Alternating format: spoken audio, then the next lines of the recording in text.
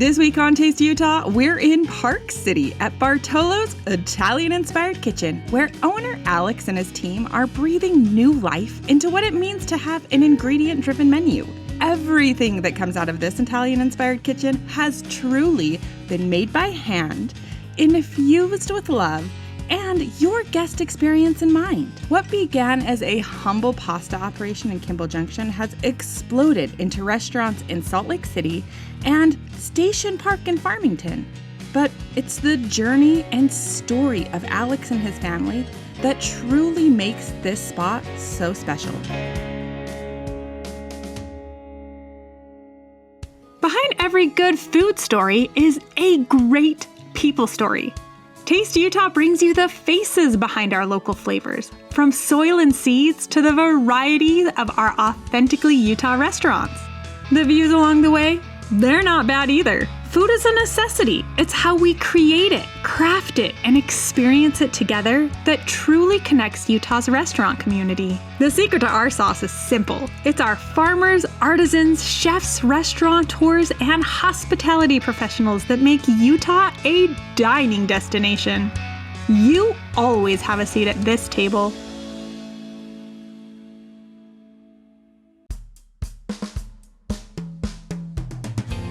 We're up in Park City in the new park area of Kimball Junction. I'm taking you to Bartolo's Italian-inspired kitchen.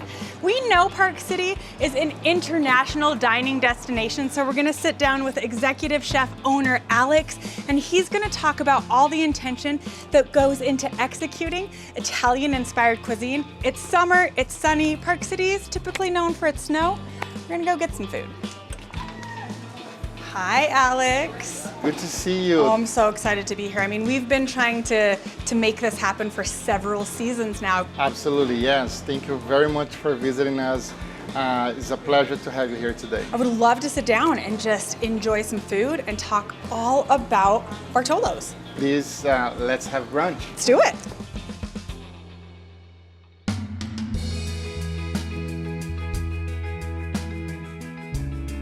Alex, so 4.5 years you have been open up here in Park City. A lot of challenges, but very rewarding. We love what we do. We make everything in-house, breakfast items. So the brioche for the French toast, our breads, the breakfast sausage, all the fresh pastas. So we really believe in this concept of making everything fresh. And I think this way for us is the way that is the right way to serve the customers. Yeah, absolutely. Looking at the is a profitable model, but it keeps very exciting for the kitchen crew. It's not just opening boxes and serving the food. This is not what customers are looking for. We make everything that you see on the table and everything else on the menu, including the syrups that we use for our cocktails and drinks. Espresso martini, very popular. We have a spice passion fruit margarita to the right of that.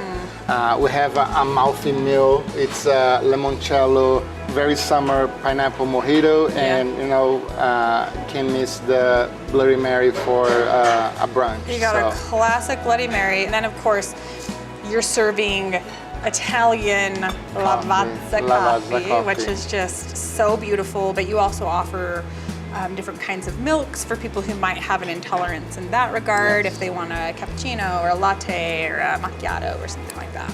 Yes, we decided to go with the Lavazza coffee after my 6 months in Italy. I get addicted to Lavazza. There's nothing wrong with Lavazza coffee. Try many different coffees. It's easy to get it.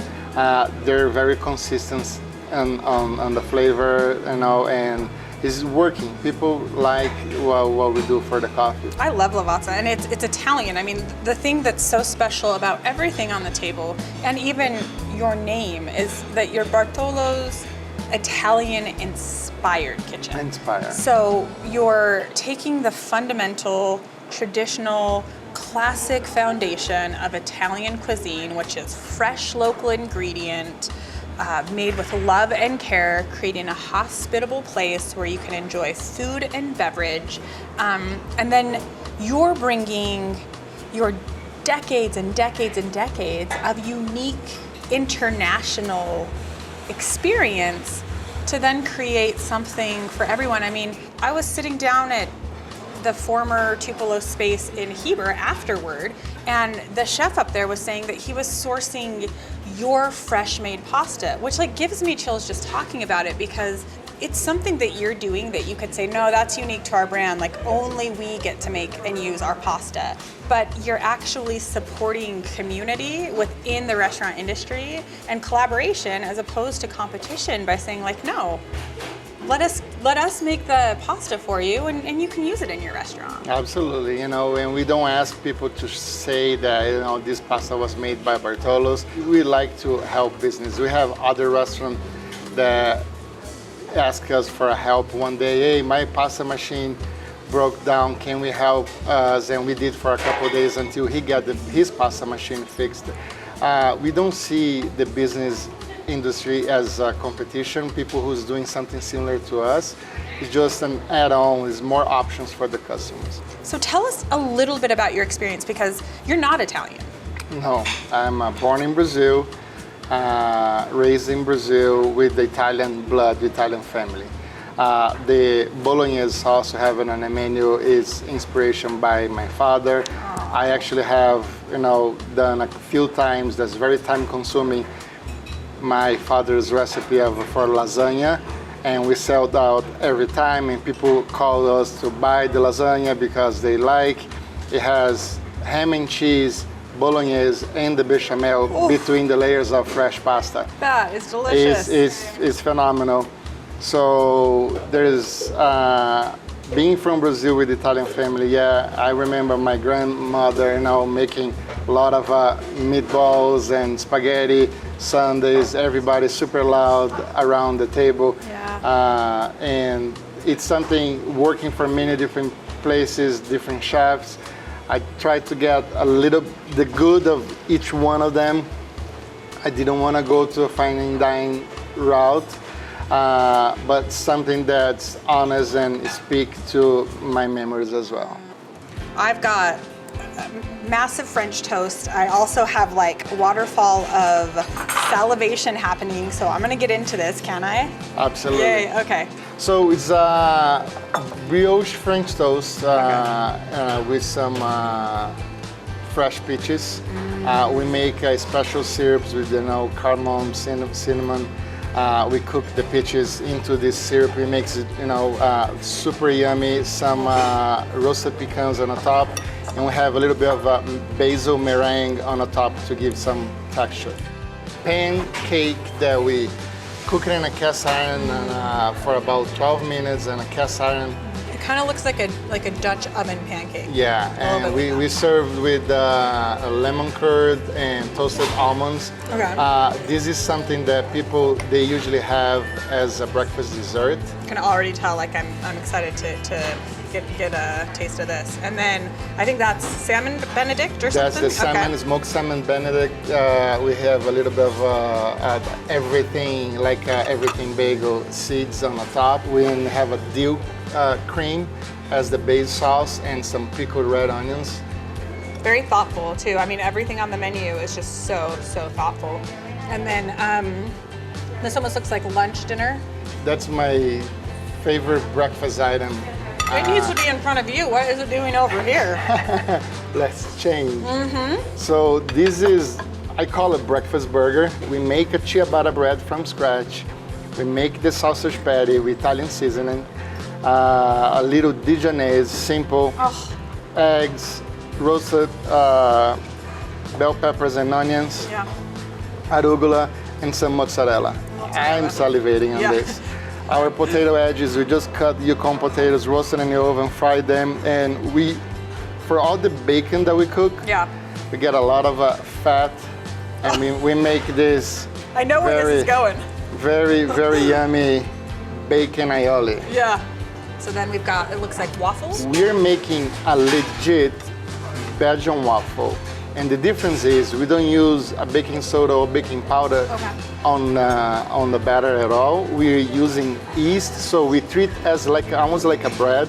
So we make the dough, rest and rise that overnight in the walking, and the following day we add little sugar balls, and then we bake the waffle. So it's sweet, and we're doing with a little Nutella and some fresh berries on the top. If you're an Italian-inspired kitchen, you have to have some kind of hazelnut support system for brunch, right? Absolutely, and it's being only on the menu for a week, and feedback is being pretty good. We're back in Park City at Bartolo's Italian-inspired kitchen, and the food story, my friends, well, it just keeps getting more delicious. We've been on tour of breakfast and lunch. We've explored Alex's Italian roots that actually originate in Brazil. And now, it's time for pasta. I learned how to make this pasta recipe back in Brazil in 2002 when I opened my first restaurant. So you were making fresh pasta from the beginning? From the beginning. I opened in a pizza place, and in Brazil, cultural thing, we don't eat pizza for lunch. Yeah. So I went and learned how to make pasta, and I learned with this Italian lady. And my first lesson, when I brought the wrong flour to her, she's like, this is not good, we need high quality ingredient. So that was my first lesson. After 2 years that I closed my business, I went to work in Italy in a star Michelin hotel. And what are the odds that my chef from Milan was using the same exactly recipe that I learned from this lady. Wow. And that's the recipe that we have in front of us. That's the recipe that I've been, using for 20 plus years now. And every place that I work, including Tupelo, the St. Regis Hotel, is the same recipe everywhere I go, and it just works. It's something that we're not changing. We're selling the pastas in farmers market. As you mentioned, we sell to other restaurants and other businesses, and it's great. Is that pappardelle or tagliatelle? So that's a new dish from the new menu. Okay. It's caprese pasta made with pappardelle pasta, fire roasted tomatoes, very light on the marinara. We put the burrata into the warm salted bath, before we put it. So it's a warm burrata, so it's very gooey when we cut into it. And when you mix the pasta, we're talking about Italian staple, right? Yes. Cheese, tomato, basil, olive oil. There's nothing wrong. We can't go wrong with that. And then we have this beautiful egg noodle in there. So it just works. Feedback is fantastic as well. I laugh because it's so ingenious that we just give that little burrata, purse a little bubble bath, and then we allow it to do its thing on top of the noodles. Yep. It's so clever, and I've actually never heard or seen anything like that. And it's just an extra step so that your customers, consumers, and guests can enjoy the mouthfeel, can enjoy the richness of that particular product. It really is it's exceptional. So this is our most popular salad. Okay. We do a few changes on this salad depending on the menu, depending on the time of the year. Yeah. Right now we went from blackberries to roasted pears, but you have two different colors of beets in there, red and golden yellow. We roast them in the oven, we cut them, cut them, and then we light pickle those beets. So you break it down a little bit of the sweetness of beets. Who likes beets? No, beets are very sweet, right? Naturally. And then we just dress that, with some tomatoes, Italian dressing, arugula. We put a little balsamic reduction, and then we do pistachio pesto on the top. We choose to do the pistachio pesto versus a pine nut. Pistachio technically is not a nut; it's a seed. So some people who has allergy to nuts, they can have it. People who is allergic, they really know that pistachio, they can have it, and it's just working. People they love, and this salad is a perfect example of our flexibility that we can add the protein most popular protein to add to that, you know, is the salmon. It's extraordinary. And so now we get to taste a little Italian, a little Brazil, a little of your history and the love and passion that you and your wife have really put into this restaurant. I mean, it just sings through every inch of this space. And it's been fun to chat. But I know where your passion is and probably where your heart explodes is in the kitchen. So could we go and make something together? Absolutely. I just want to mention one quick thing before we jump into the kitchen. Nothing would this would be possible without the people who's not being shown on the camera. A phenomenal team that we have behind us, supporting us, and my wife, she take care of the front of the house, helping me to manage the business, and she's very helpful, you know, getting this load off my shoulders, so we can, you know, I can be with the customers and we can put the attention to the food.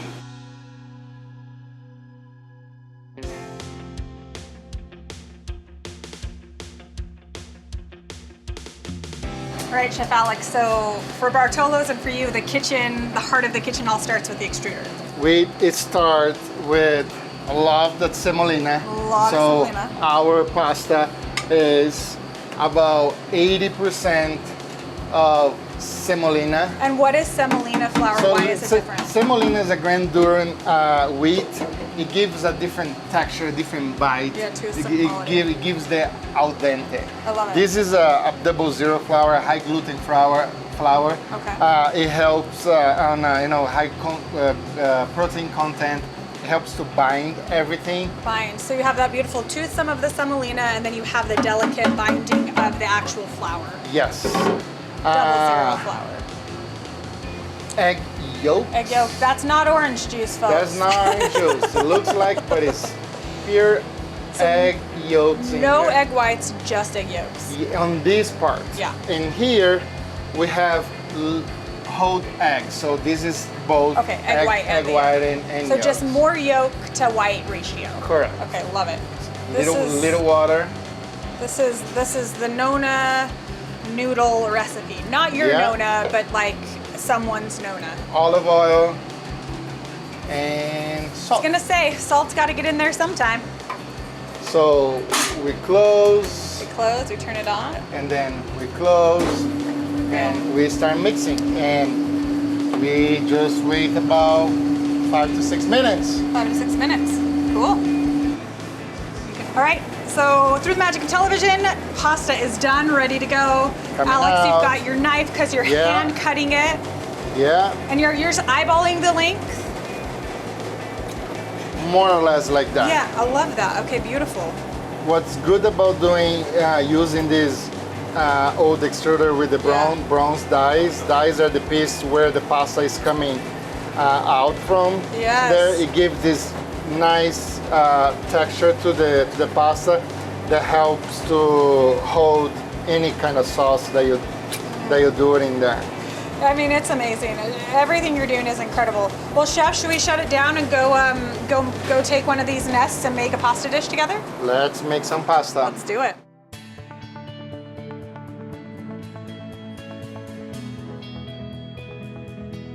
One of the most popular dishes on the menu since day one. Fresh pasta, house made. We're using organic semolina and flour from Central Milling. Central Milling. Yeah. Just right up in northern Utah, we featured them. Utah company, drop that in water. Did you know Central Milling is one of the oldest businesses in the state of Utah? I didn't know that. Pretty cool, right? Yeah, pretty cool. So you're utilizing their flour. They've perfected it. It's wonderful. And then giving it a little bit of a bath. We're using a little bit of extra virgin olive oil. Beautiful. A mix of fresh garlic and shallots. Yep. A little bit of spicy. This is the Calabrian chilies. Yeah. So we just cook this a little bit, and then we add some of the fire roasted tomatoes. There's already that little char, a little burnt on them. That's going to add an additional layer of flavor. Anything engineering the menu, anything that we can get and cut an extra couple seconds out of the preparation. Yeah. For us, when we're doing 250 covers in dinner, that's very important. Absolutely. So now We add the shrimp in there. Now we're gonna do a little salt. And this is one of those dishes, chef, that like never leaves the menu. Is that right? Absolutely, it's been in the since day one. We stir the pasta a little bit right now. Okay, nice. And when the shrimp is almost ready, we add a little bit of the marinara. Little marinara, you're making it in-house. What kind of tomatoes are you So we using? use some Marzano tomatoes, Love that. super simple recipe like I learned in Italy. We actually, because of time, we are cooking it overnight in the oven in a lower temperature. Oh, nice. Yeah, so we don't need to take a space, a large pot on the stove. I love it. We're adding some fresh arugula. Fresh arugula. What I love is that you have these different pops of produce and that you are changing the accoutrements seasonally to match what's fresh and local in Utah. Oh, a little pasta water, I saw that. Little pasta water, that's Yes, the secret. beautiful technique. Beautiful. It's it. So it's a little bit spicy. Set it down here. Yeah. It's beautiful. We finished with Parmesan cheese and some fresh lemon zest. Chef, I have to tell you that this is such an extraordinary experience. What you're doing up here at Bartolo's in Sugar House and in Farmington, it's beyond necessary in some ways, and everything is better for it. So thank you so much for all of your hard work, all of your dedication, the love and the care that you have brought to the people of Utah. I cannot wait to get my spoon into this dish. Absolutely. Thank you so much. Thank you. I've never eaten pasta with a spoon. Oh, that's hot. It's hot, be careful. And spicy. Hot and spicy, it's just how I like it. It's so good.